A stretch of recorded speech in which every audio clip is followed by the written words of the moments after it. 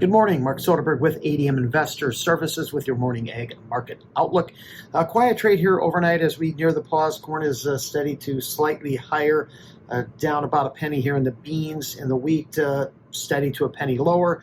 Mixed trade here in the bean products. Were up about $1 here in the meal, while bean oil prices have backed off about 50 points. Bean oil rallied almost a full cent yesterday in hopes of some clarity from the EPA on their plan to reallocate the small refinery exemptions that were announced last month. This was not the case, however, as near the close of trade, the EPA released their proposal seeking public comment on whether to reallocate either 50 or 100% of these SREs onto large refineries. However, they also went on to say that they would consider other percentages as well, either 25 or 75 or even 0. So this period of public comment is expected to extend until the end of October before the EPA will issue a decision. Whatever that volume figure is, it will likely be challenged by big oil in court, potentially being tied up for months, if not years. So the murkiness here just continues.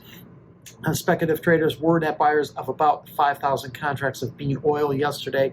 This extended their long position back out to almost 20,000 contracts. In corn, funds bought about 16,000 contracts, cutting their net short position back down to about 76,000 contracts. Open interest, however, did surge almost 25,000 contracts, so perhaps an indication it wasn't just speculative traders covering short positions and leaving the corn market, but rather fresh length coming into the market. We also had funds buying about 2,500 beans, 4,000 wheat, while flat in the soybean meal.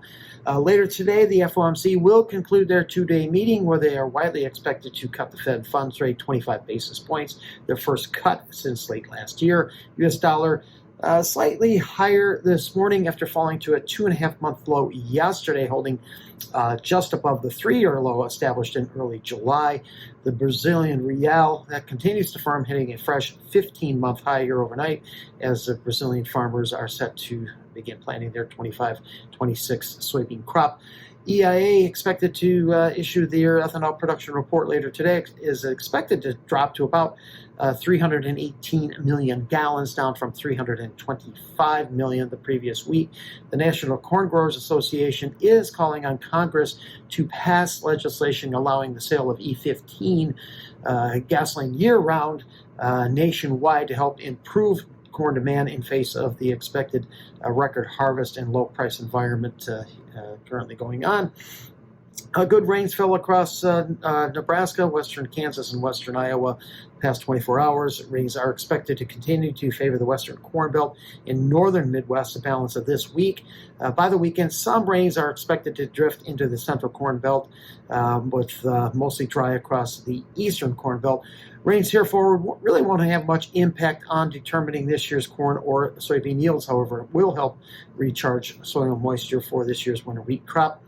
Some harvest delays will be felt primarily in the western Corn Belt. Temperatures expected to remain above to much above normal through the end of September. A lot of items continue to stack up for this fall period. President Trump, President Xi expected to talk on Friday with hopes of a face-to-face meeting later this fall. U.S. Supreme Court is expected to hear arguments on the legality of the Trump administration's use of tariffs. And also, of course, we got this SRE decision.